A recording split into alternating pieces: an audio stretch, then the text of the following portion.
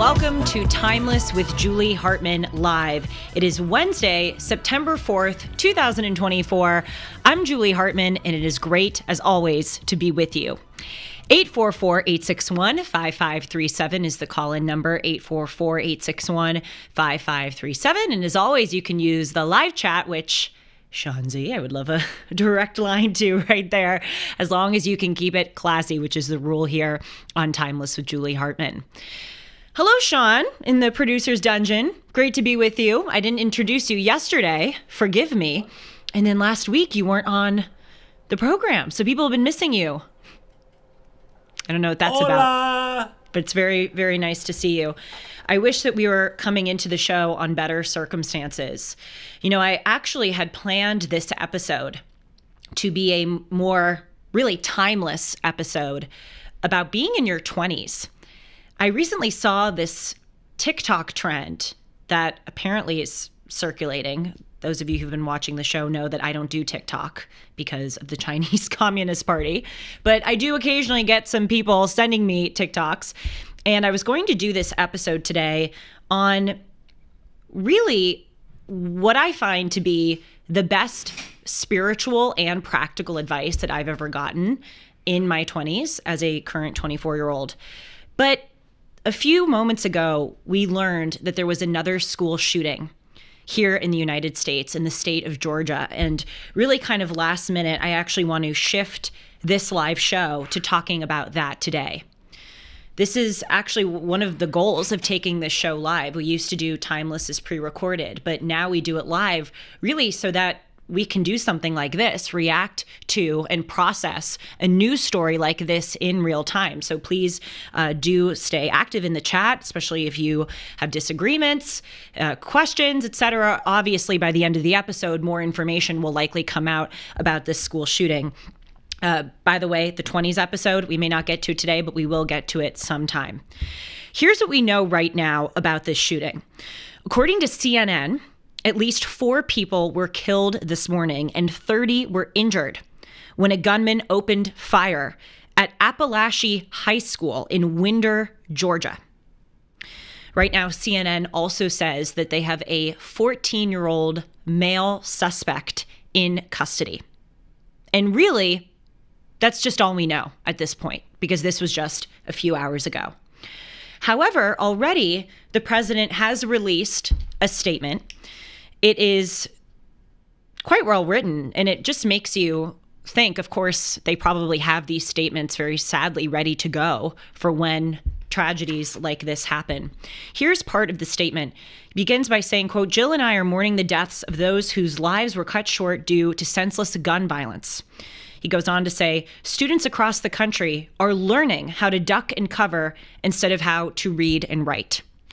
So essentially in the main statement, what's important here in the preceding sentence is that he said that gun violence continues to tear our communities apart. And then that's when he said students across the country are learning how to duck and cover instead of how to read and write.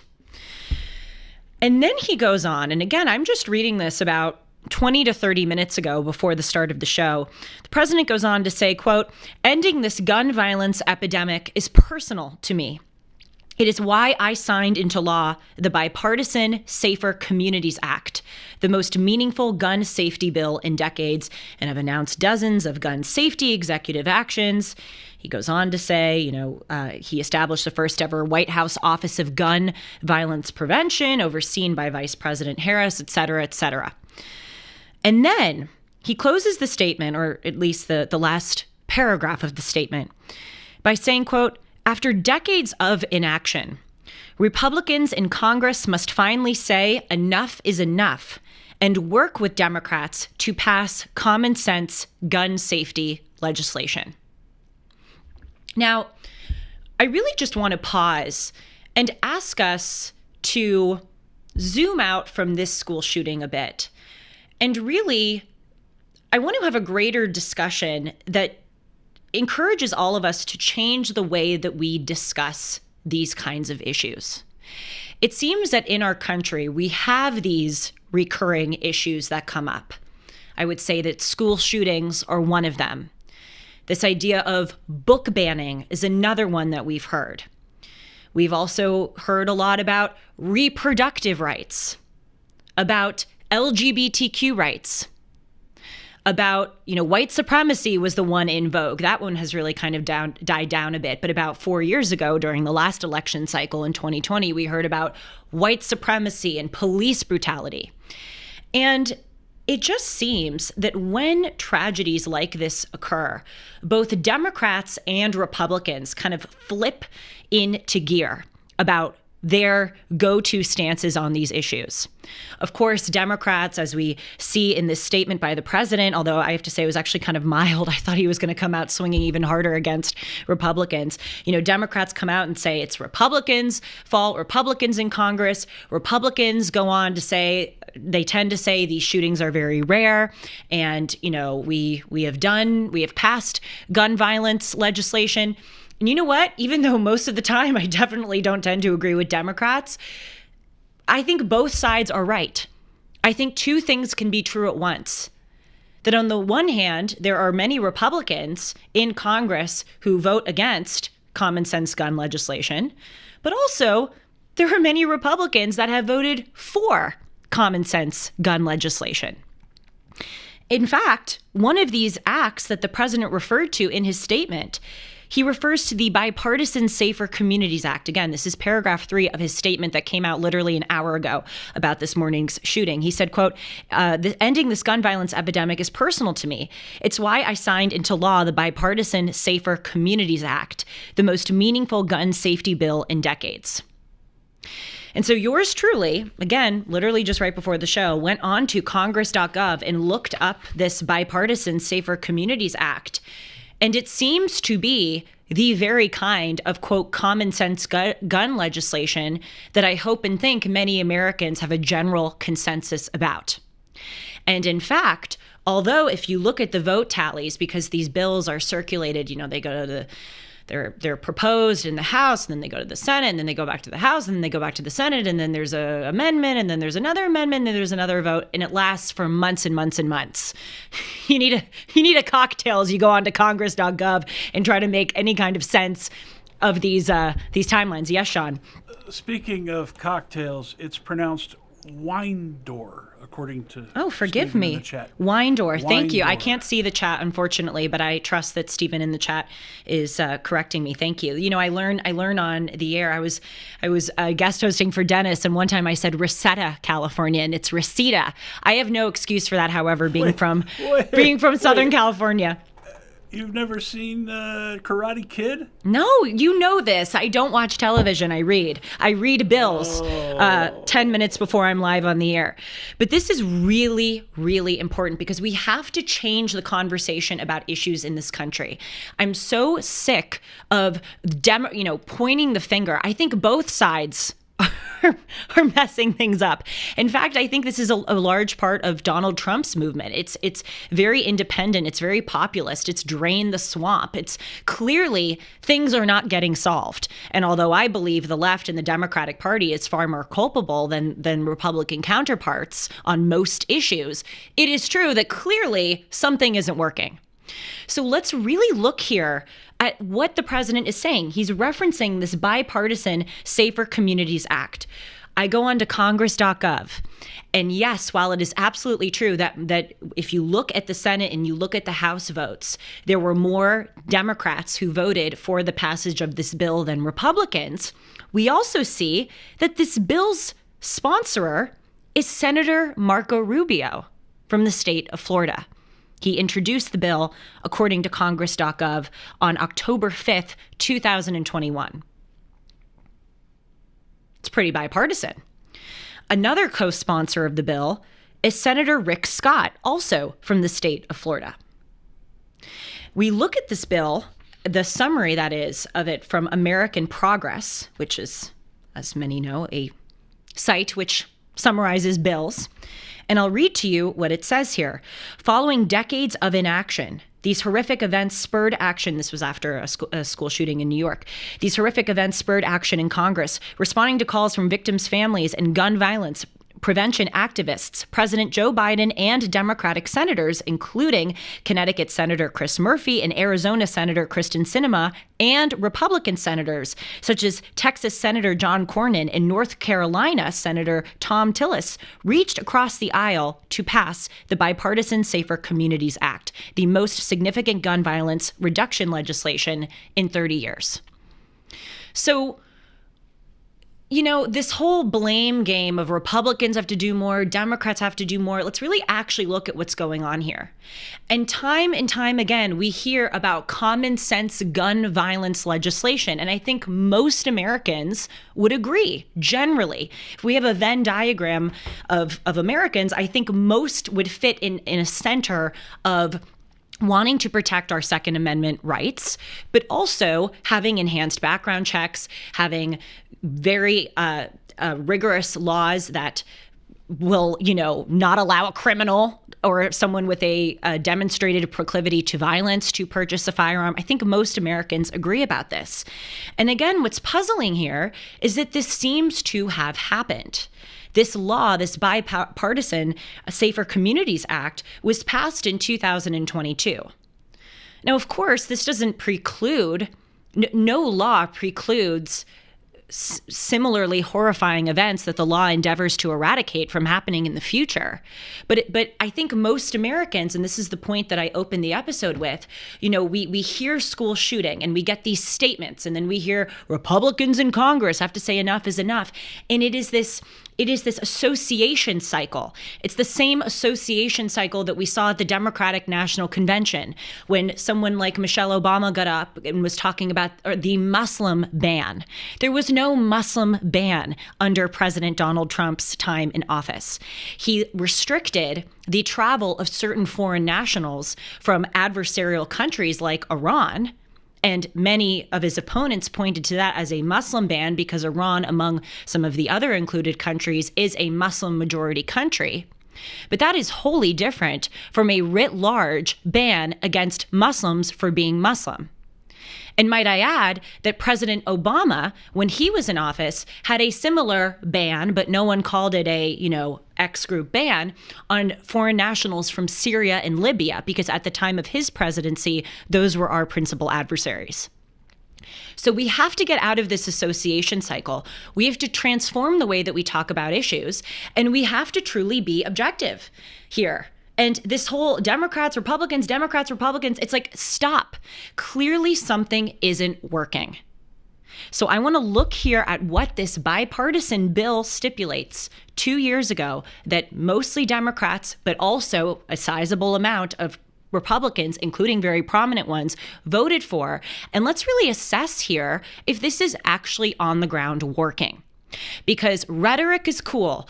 Going to, Congress and having 50 votes on a bill, like playing tennis for, months on our taxpayer dime, is all cool. But then when we have 4 people killed in a school shooting, which is despicable, we have to actually look at the way that our country is functioning right now, and we have to analyze if the effort is comporting with results.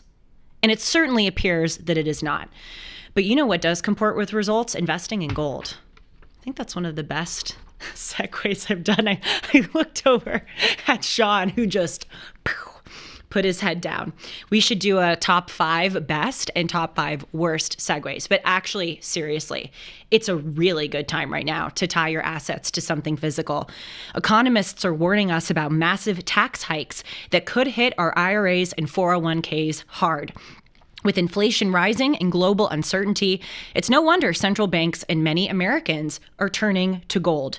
If you haven't thought about gold yet, now is the time, and you should consider trusting Priority Gold to help you diversify your savings with gold and silver. Text GOLDEN to 1-800-405-GOLD for a free gold information guide and see if you qualify for free shipping and storage. Experts agree that physical gold is one of the best ways to fortify your savings. Act now to get your portfolio working for you, while the market, at least for now, is golden. Text GOLDEN to 1-800-405-GOLD to learn more. That's text GOLDEN to 1-800-405-GOLD. Okay, so again, we're looking here at the Bipartisan Safer Communities Act, which President Joe Biden, in his statement just about an hour ago after a school shooting this morning in Georgia, referenced as one of the biggest measures that his administration undertook in order to combat such egregious events like the one that happened this morning from occurring in the future. So this bill, as I said, you really would benefit from a cocktail going on Congress.gov and looking at these bills. It's so difficult to sift through these. This bill has, all of these stipulations and all of these titles. For instance, Title I is entitled Children and Family Mental Health Services. Section 11001 of Title I refers to, quote, expansion of community mental health services demonstration program. Section 11003 of Title I of the bill discusses, quote, supporting access to healthcare services in schools. And I just think the general question that we really have to ask here, and this is, I believe, the fundamental problem of our country, is that we have become focused so much on words, so much on wording, so much on rhetoric, and not on actually on the ground what is going on.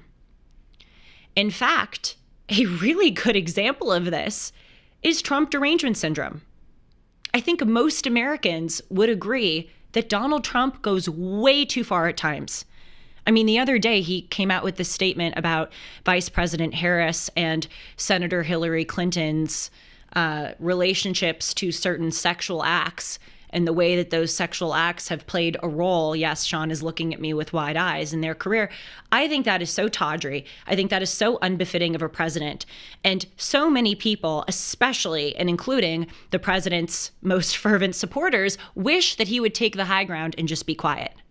Most Americans, again, including his supporters, are just repulsed by his rhetoric.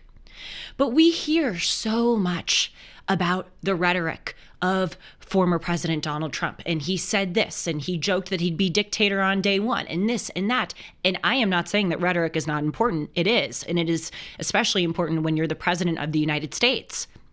But what is far more important is what the president of the United States does. And that's why we're coming up on this election cycle, and we're seeing that someone who was generally on both sides of the aisle believed to be a buffoon, Vice President Kamala Harris, who was believed to have not been particularly competent nor magnificent at her vice presidential duties, is now the nominee with pretty high poll numbers.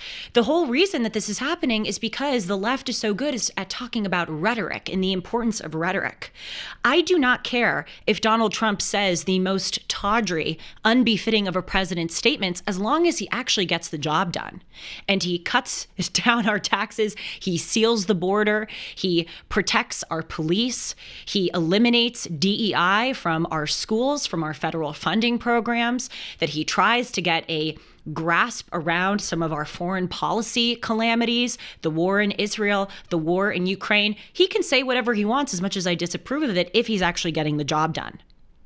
But to bring it back to this bill, again, we're seeing expansion of community health services demonstration program, supporting access to healthcare services in schools. What is this on the ground doing?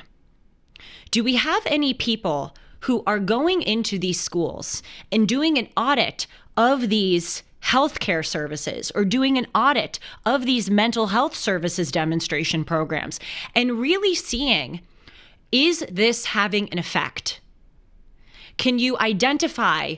I want data. I want students who have been wayward in class. I want students who have been sent to detention, who have faced suspension, if that is even true, who have been identified as having some issues. I want to see if their engagement with these services have seemed to have led to better outcomes for them, higher grades, an indication of more sociability, fewer incidents leading them to detention or suspension. I want on the ground data. What is actually going on? No more talking in Congress. What is really happening in these schools? And again, we're just seeing, according to American Progress, it's just these sound really good, and I certainly hope that they're having some kind of effect, but it doesn't really appear to have a great effect. For instance, American Progress, in summarizing this bipartisan Safer Communities Act, says that the act, quote, has enhanced background checks for buyers under 21. Well, why are we seeing that this 14-year-old shooter has his hand on a gun? Why are we seeing that Thomas Matthew Crooks, who was the would-be assassin of Donald Trump, Sean, forgive me, would you mind looking up the age of Thomas Matthew Crooks? I believe he's under the age of 21 or was around the age of 21. It's not seeming to actually have an effect here. And got 20 years old, thank you. And we're seeing, I was just reading a New York Post article about the amount of crime that has metastasized in New York City, most of it, according to the NYPD, by migrants. And most of the offenders are males under the age of 21 or around the age of 21. And again, these laws, no matter where you are, whether you're in gun violence in super liberal cities or if you're having school shootings in a red state like Georgia, the talk and the laws are not comporting with reality. We see here American Progress also says this bill, quote, has funding for a 21st century pipeline of mental health professionals. Well, we see, according to the CDC, that 3 in 5 young girls under the age of 18 suffer from severe depression. So, of course, people are going to say, oh, well, this 21st century pipeline of mental health professionals is endeavoring to combat that. Well, is it really doing the best job? Again, does the data bear out that our efforts are leading to results? I don't think so. And if the data is not revealing that, then we have to change our efforts. We can't just keep spending money and coming up with laws and blaming each other if it's not actually working on the ground. And I'll just end this point again by reiterating to you, because this is happening so much. We have these issues that flare up and people immediately jump into their Pavlovian reactions and they're not actually considering what happened. This is the Bipartisan Safer Communities Act. This is a federal bipartisan law. And it says, according to American Progress, quote, the BSCA will save countless lives by putting into place common sense gun laws that activists have been demanding for years. The law does so by making it harder for domestic abusers to access guns, establishing enhanced background checks for individuals under the age 21. Clearly that failed this morning. Requiring individuals who sell guns commercially for a profit to register as licensed dealers, and making gun trafficking a federal offense. My question is quite literally, what more can we do? It appears very little. So that's why there has to be something else going on. Before we continue with that, see, this segue is not as good as the other one, but not all segues are created equal, and not all pillows are created equal. I made it good. That's why I want to talk with you right now about MyPillow. MyPillow's finally bringing you the most requested offer ever. Right now, you can get the queen size premium MyPillow for only $19.98. That's made with a patented adjustable fill. I sleep on it every single night. I actually have one I sleep on and one I cuddle with. It adjusts to Yes, queen. Thank you, Sean. I don't know if you sleep on a MyPillow, but my MyPillow adjusts to my exact individual needs regardless of my sleep position. It really does. It helps keep your neck aligned and it holds your shape all night long so that you can get the sleep that you need. But that's not all.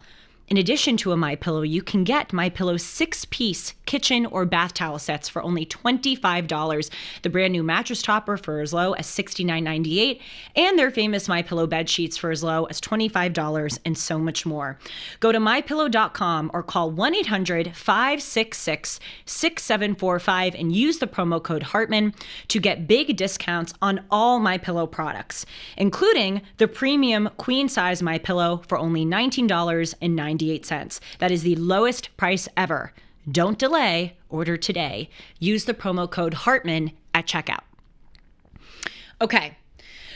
In order to hammer this point home, I really want to play for you 2 videos that I have played on this show just like a week or 2 ago after the Democratic National Convention that show just how much this, what did I call it, association spiral clicks into gear here in our country with regard to these issues. So today we saw again a horrific school shooting. We hear school shooting, people immediately click into gear. Another thing that we heard so much about was the Don't Say Gay bill in Florida. Remember that one? Remember about 3 years ago, there was a bill that was passed in Florida that they called the Don't Say Gay bill? Well, let me tell you something. Nowhere in that bill did it stipulate that teachers could not say the word gay. It was a lie. It was a complete lie. The bill actually put restrictions on pronoun use, on teachers. It basically said that teachers should call the student the pronoun that accords with their presented biological sex. You can agree or disagree with whether or not teachers should do that, but that is very different from not being allowed to say the word gay. And I just want to draw these associations here and make this very clear to you because, again, this morning, the president comes out and goes, Republicans in Congress must finally say enough is enough. Well, didn't they say enough is enough when they passed the Bipartisan Safer Communities Act? Didn't Senator Marco Rubio, who was the sponsor, and Senator Rick Scott, the co-sponsor, say enough is enough? I'm saying enough is enough with the association game. Let's play Michelle Obama, this is her at the DNC 2 weeks ago, talking about the alleged Republican-led book ban in the United States. Shutting down the Department of Education, banning our books, none of that will prepare our kids for the future. Demonizing our children for being who they are and loving who they love. Look, that doesn't make anybody's life better. See, even, I'm going to get to the book ban thing, but even what she just said at the end there, demonizing our children for, what did she say, loving who they love or being who they are, it's the association. People who watch that, who are maybe not so much exposed to what's really going on in schools, what's really going on in our law, like, for instance, what was passed in Washington State, that if a child runs away from home because their parents denied them gender-affirming care, that the state does not have to notify the parents that they ran away from home. Or in Illinois, where they're trying to amend the Abused and Neglected Child Reporting Act to say that an abused child is one whose parents do not affirm their gender. For people who do not actually know what is going on, or for instance, in California right here, the California Department of Education stipulating that it is discrimination if a teacher notifies a parent about a minor's sexual change at school. If people are watching that and they don't know those examples, they're going to continue this association narrative of, oh, these horrible Republicans hate gay people and they hate queer people so much that they are insidiously trying to discriminate against these poor kids who just want to be gay. And they want to outlaw gaydom in the world. It's ridiculous. And it's just not true. Be gay, be trans, don't do it to the kids. Don't take the blank slate of a child and fill it with your radical gender ideology. Let them play. And she referenced here the book ban. This is so important for us to know. And people don't do the time, dedicate the time and do the due diligence to really find this out. And I have sympathy for many Americans who literally do not have the time to comb through the tornado of information that is being thrown at us at all times and the tornado of misinformation. Well, on this program, I welcomed Max Eden, who is a fellow at the American Enterprise Institute, and he testified before Congress about this alleged issue of book banning. And let's pause for a minute and consider the stakes of this. Book banning is not a small thing. If that is really going on, it really is a sign of a severe issue that we have in our country. It is true. This is what happened in Nazi Germany. This is true that this is what happens in communist China or in Putin's Russia. God knows it happens in the Ayatollah's Iran. It happens in most places in the world. So of course, if books are being banned, this is something that we ought to treat with seriousness. But what is actually happening is that many Democrats, such as Michelle Obama, are using this term, and they're pointing to examples where Republicans or not even Republicans, parents going to school board meetings have tried to get rid of sexual books, overwhelmingly sexual books that were being shown to kids who are very young, and have them moved to, actually what they found is that they're wanting to not so much take them out of the library, but move them to different parts of the library. So for instance, I don't know if you remember when you were in elementary school, I remember that there was a K through 2 section, there was a 2 through 6 section, and then when I went to middle school, there was 7 through 9 and 9 through 12. Because wouldn't you know, when you're in 6th grade, you shouldn't be reading young adult novels about sex. That's not age appropriate. And so with most of these book bans, it's actually not a ban. First of all, it's a very small number of books. Most of them are because there is graphic, at times overtly pornographic sexual content. And most of those books are actually just moved to a different section of the library. I'm reading here from the American Enterprise Institute. They looked over PEN America, which is the big organization that is tracing these alleged book bans. And the New York Times had this whole spread about these book bans, and they're quoting PEN America. Max Eden of AEI did an investigation. And here's what he found. PEN America's claims hinge on a definition of ban that most Americans would not recognize. In order to access PEN America's claims by the common definition of banned, i.e. made unavailable, we reviewed the 2021 to 2022 Index of Banned Books. We find that 74% of the books that PEN America lists as banned are listed as available in the same districts from which PEN America says those books were banned. Essentially, what is happening is that people are using this word ban very liberally. Wink. A ban is a ban. If I ban Sean from coming to my house, he's never coming to my house. It doesn't mean that he can come in the morning. It doesn't mean that he can come in the afternoon. He is banned. A ban is a no. A ban is not moving a book to another section of the library so that younger kids are banned from seeing it. Younger people are banned from seeing things, depending on their age group, all of the time. I was banned when I was younger from seeing something that was not of my age appropriateness until I turned that age and I wasn't banned. That's not a ban. That is a common sense restriction. Don't worry, Cassidy, I'm not going to ban Sean. But I am done with this association game. It is not doing us any good. And it is in fact inculcating so much harm and division where people will throw these out and they have no idea what they're talking about. I'll show you another example from the Democratic National Convention. This is Senate Majority Leader Chuck Schumer, and you'll hear a really prime example of the association game, saying that Republicans just writ large voted no on birth control.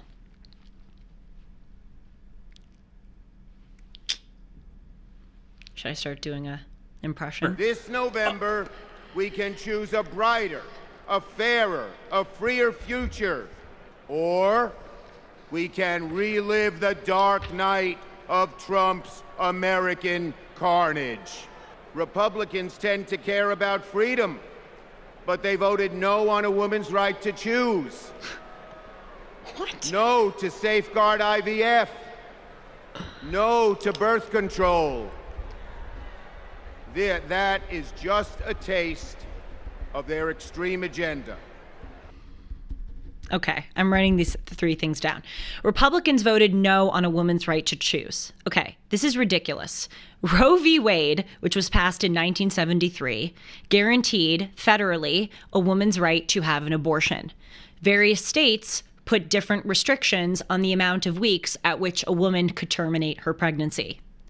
When the Supreme Court voted to overturn Roe v. Wade and put the abortion issue back to the states, Democrats in Congress proposed a federal bill that would federally, through legislative channels as opposed to judicial channels, guarantee a woman's right to an abortion. Many Republicans voted against that. That does not mean that Republicans voted against a woman's right to choose. In many Republican states, there is actually quite a large right for a woman's right to choose. For instance, in that Handmaid's Tale-esque state, Florida, there is a vote on the ballot in November to enshrine a 6-month right to an abortion that Floridians will vote on. Donald Trump actually just talked about this measure a few weeks ago. Republicans are not voting no writ large on a woman's right to choose. It is so misleading. It is so deceptive. And it is so Orwellian because it's just the association game.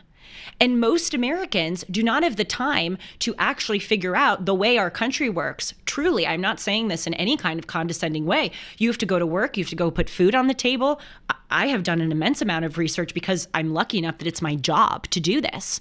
But people just hear this and they're totally led down the wrong path. So that's debunking the choose thing. They voted against safeguarding IVF. Again, just another writ large statement. What happens is these bills are proposed in Congress, and this is federal legislation. This is legislation that affects the entire country. And people have very different views on how much federal money should be allocated to things like IVF.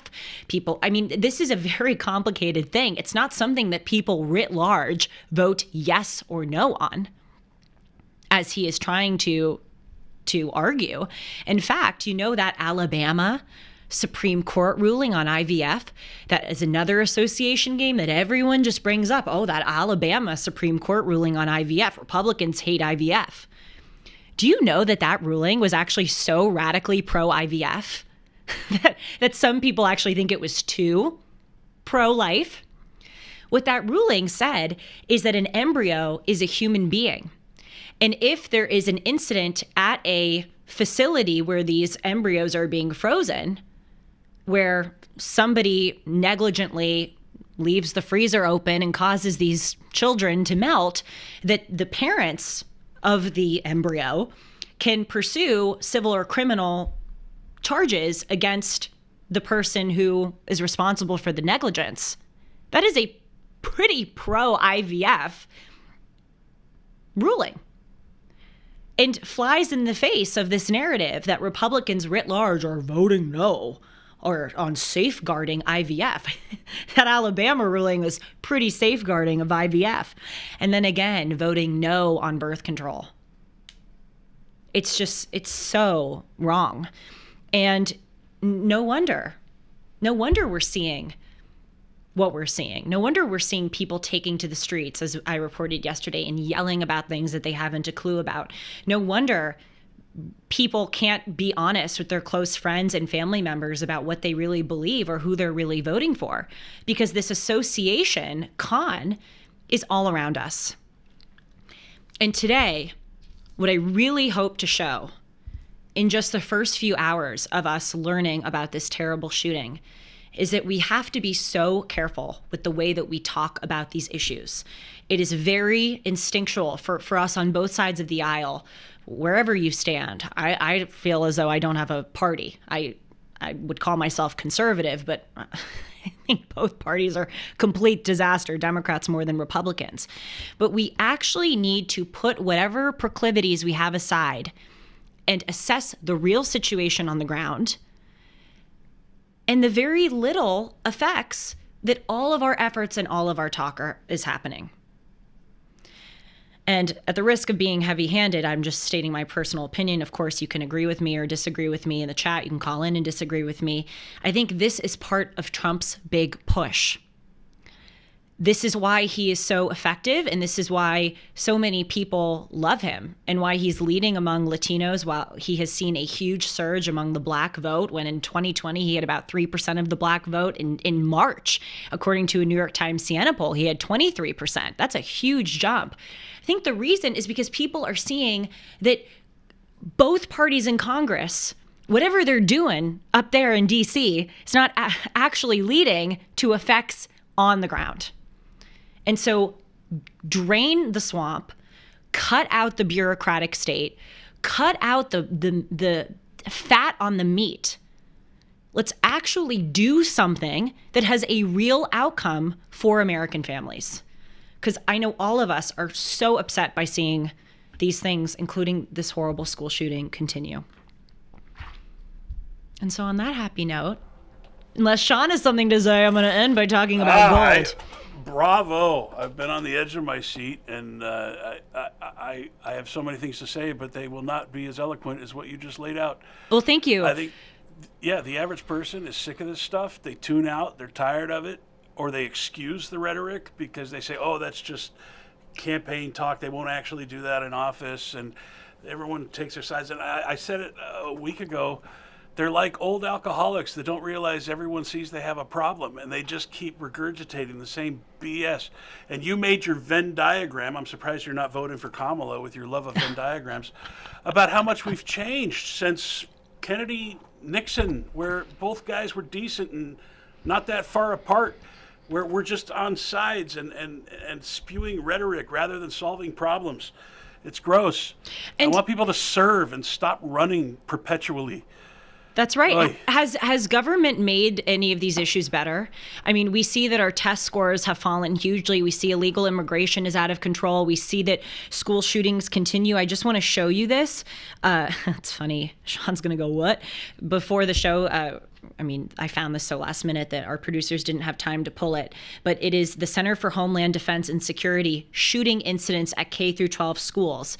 They're tracking school shootings from January of 1970 to June of 2022. Incidents by year. Can you zoom in on my phone? Look at this live show. How technical we are here. Just fantastic. Julie's phone edition of data. Look at this. That's 1970, that's 2022. You can see the chart, how much school shootings have skyrocketed. So let me ask you a question. Thank you for the zoom out. I'm waiting patiently. School shootings have increased. Gun regulation has also increased. If school shootings have increased and gun regulation at the same time has increased, that is not evincing that gun regulation or legislation has had an effect on combating school shootings. That is not an argument against gun legislation or regulation, but we need to look at really what the issue is. And as we've talked about on the show before, and I think most Americans would, with any kind of clear mind, would understand, is that we have a severe mental health issue.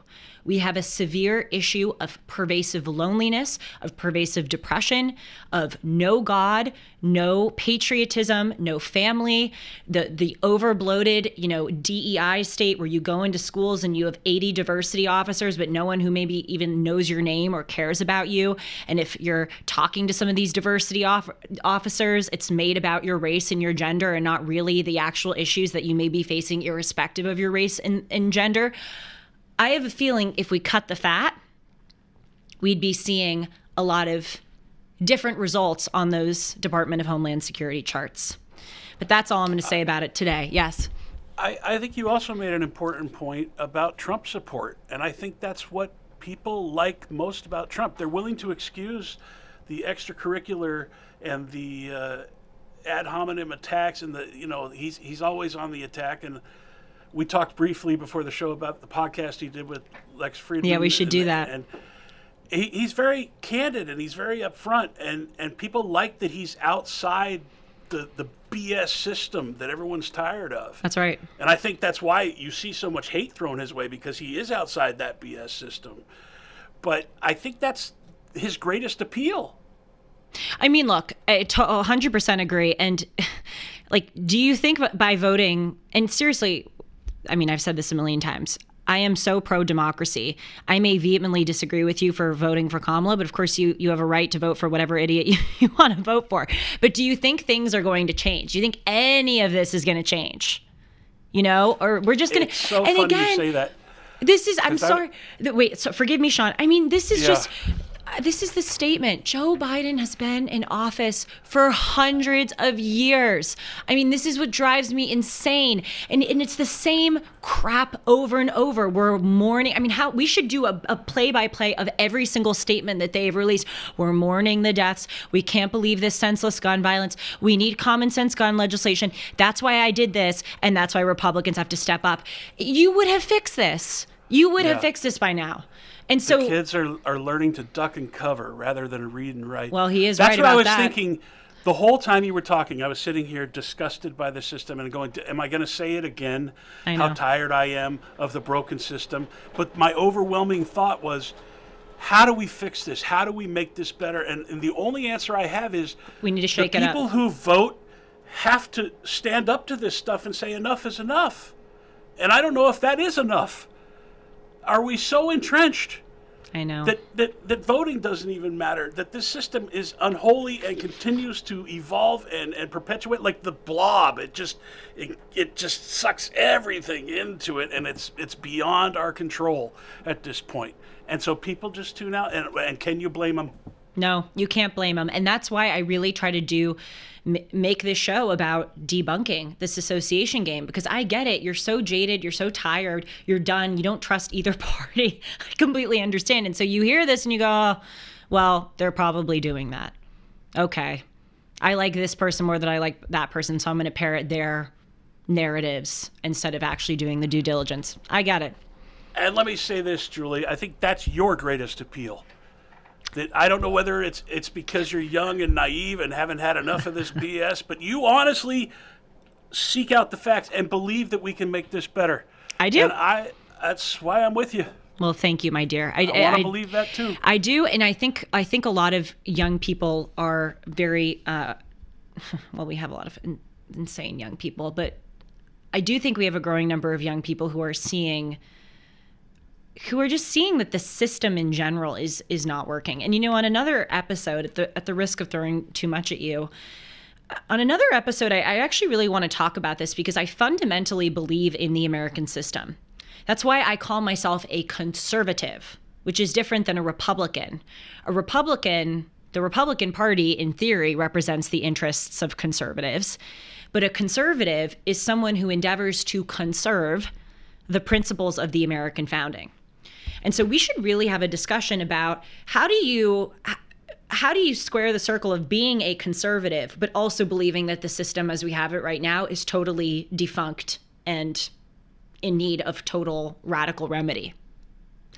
And I'll really end before gold with this final thing. When I was in college, I wrote an essay on how the founding of the United States was actually, we think of it as very conservative. It actually was quite radical. And the idea of a revolution is to revolve back, isn't to change everything entirely and start from scratch, but revolve back to the principles that you strayed from. So we will put a pin in that and talk about that another time, in addition to the being in your 20s episode. But I'm 24, so I have a lot more years to be in my 20s to talk about some advice that I have gotten or that I still need to get. But I do want to close this episode by talking to you again about gold, because amidst all of this volatility, all of this bloatedness, people not getting anything done in our Congress, things are not doing so well in our country. And amidst this time of volatility, I think it's really prudent to tie your assets to something physical, something that will have value in a timeless way. And that's why you should consider trusting Priority Gold to help you diversify your savings with gold and silver. As I had said, economists are warning us about massive tax hikes that could hit our IRAs and 401ks hard. With inflation rising and global uncertainty, it's no wonder that central banks and many Americans are turning to gold. Again, you should consider trusting Priority Gold and text GOLDEN to 1-800-405-GOLD for a free gold information guide. Just get the info guide for free. See what you have to learn. And you can also see if you qualify for free shipping and storage. Experts agree that physical gold is one of the best ways to fortify your savings. Act now to get your portfolio working for you, while at least for now, the market is golden. Text GOLDEN to 1-800-405-GOLD to learn more. That's text GOLDEN to 1-800-405-GOLD. All right. I And did think of one other thing. okay. This is like Dennis and Julie. We try to end, Dennis and I, for 15 minutes, and then we don't. Yeah, But I love it. You were talking about the loneliness and the malaise and why we're seeing all this acting out and no one belongs anywhere. That's what BS brings. That's what right. constant rhetoric brings. Rhetoric divides when we have more in common than the rhetoric suggests. And so I think it's Aaron Prager that says, it is your American duty to be informed. I don't know if that's word for word what he says, but it's true. To the best of your ability, be informed, seek out truth. Follow, like, subscribe, and share Julie. Why wouldn't you? It's very kind. I'm telling you, people. Yeah, she's noble and she's on a mission. We can start the revolution now. I paid him a pretty penny to end with that. No, thank you. It's true, and that's the point of the show. I know most of you don't have time. I do. It's my job to tell you the truth, and that's what I endeavor to do every day. Yes, we have really good comments here. Yes, this is very interesting. It's hard to identify as a conservative and know that we've strayed so far from our founding ideas, and the risk of trying to end for the 50th time. What we are seeing now is a consequence of freedom. Doesn't mean we're anti-freedom. I am very pro-freedom, but the fact that our politicians can get up and lie, the fact that people just, spout all these crazy things, it is because we have such freedom of information. We have freedom in that people can say whatever they want, including lie and not have recourse. And that is a great blessing that we can say whatever we want, including lying, including vicious, horrible, terrible things, and not have recourse. But we need to understand that comes with consequences. And as they say, next to the Statue of Liberty should be the Statue of Responsibility. And that ending is just as good as my first gold read, what was it? What do I call it? Slide in. Transition. Would you do me a favor? Yes. Would you please go home and watch Karate Kid? All right. On that note, I will go home and watch Karate Kid. But first, I want to tell you again to come back to this channel for Timeless Mondays, Tuesdays, and Wednesdays live at 1 o'clock Pacific, 4 o'clock Eastern. And check out Dennis and Julie every Sunday at that same time. You can email me too at julie@julie-hartman.com. Take care, everyone, and please stay safe. I'll see you soon.